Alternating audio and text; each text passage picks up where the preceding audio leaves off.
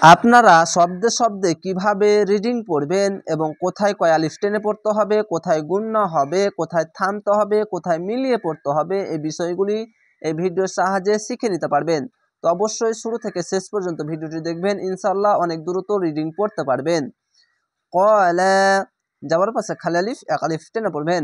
ক্বালা রব্বিজ এই কলকলা হয়ে যাবে, এই র বা রব বা জিমজের বীজ রব্বিজ এইরকম ধাক্কা মেরে কলকলা হবে।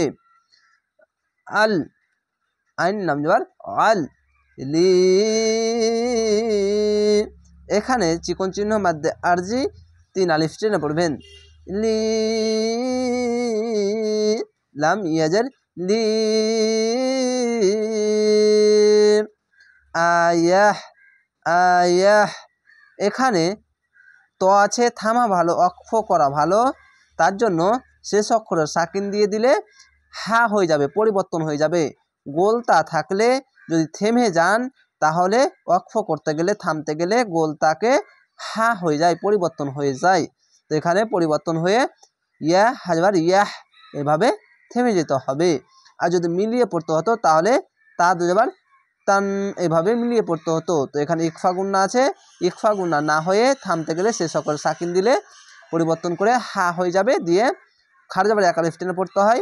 হামজা খারজাবার আ ইয়া যাবার ইয়া আর হায়ের ওপরে সাকিন ইয়া হাজবার ইয়াহ এভাবে থেমে যেতে হবে। তো কিভাবে পড়বেন?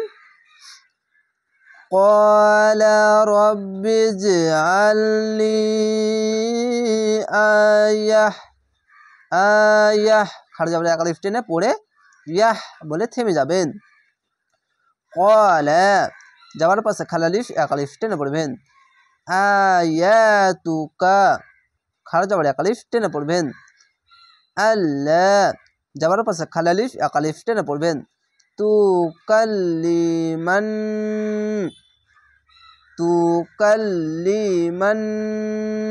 এখানে ওয়াজিব গুন্না। নাসা যাওয়ার পাশে খালি আলিফ এক আলিফ টেনে পড়বেন।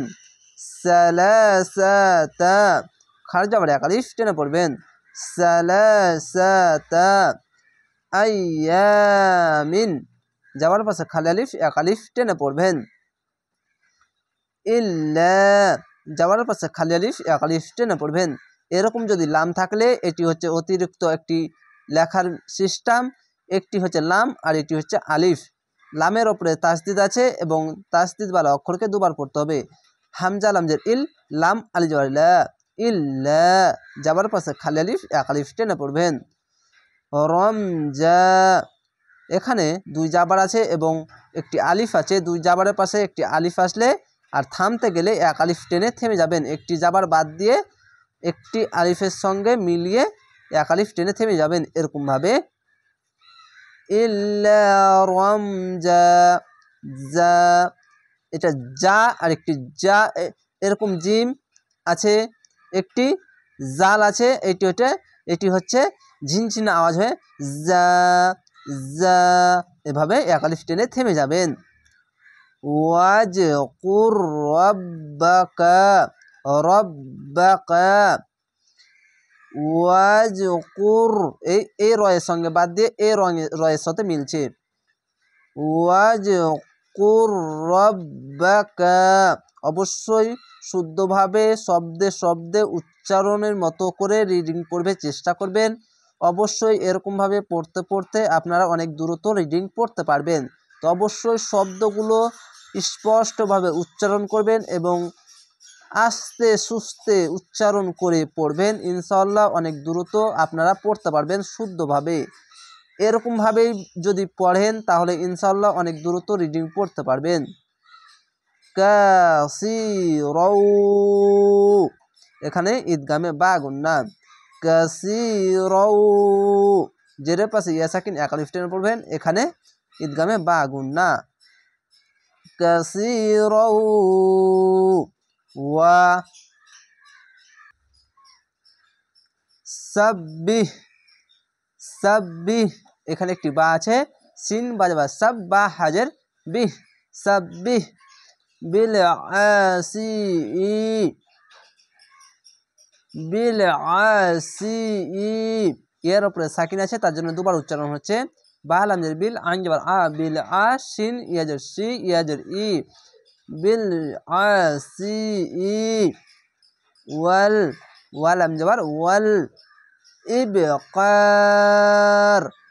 এখানে আয়াত আছে, থামতে হবে, তার জন্য শেষ অক্ষর সাকিন দিলাম, দিয়ে 3 আলিফ টেনে কিনে পড়লাম।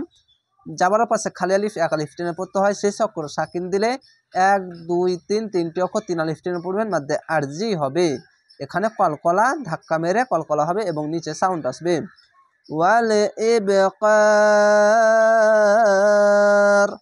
আশা করি আপনারা বুঝতে পেরেছেন। এভাবে ক্লাসগুলো দেখবেন, ইনশাল্লাহ অনেক দ্রুত রিডিং পড়তে পারবেন এবং শব্দে শব্দের উচ্চারণের মতো রিডিং পড়বেন, তাহলে ইনশাল্লাহ ভুল ত্রুটিগুলো হবে না এবং অনেক দ্রুত শুদ্ধভাবে পড়তে পারবেন। তো অবশ্যই চ্যানেলটিকে সাবস্ক্রাইব করে রাখবেন পরবর্তী ভিডিও দেখার জন্য। ভালো থাকেন, সুস্থ থাকেন। আসসালামু আলাইকুম।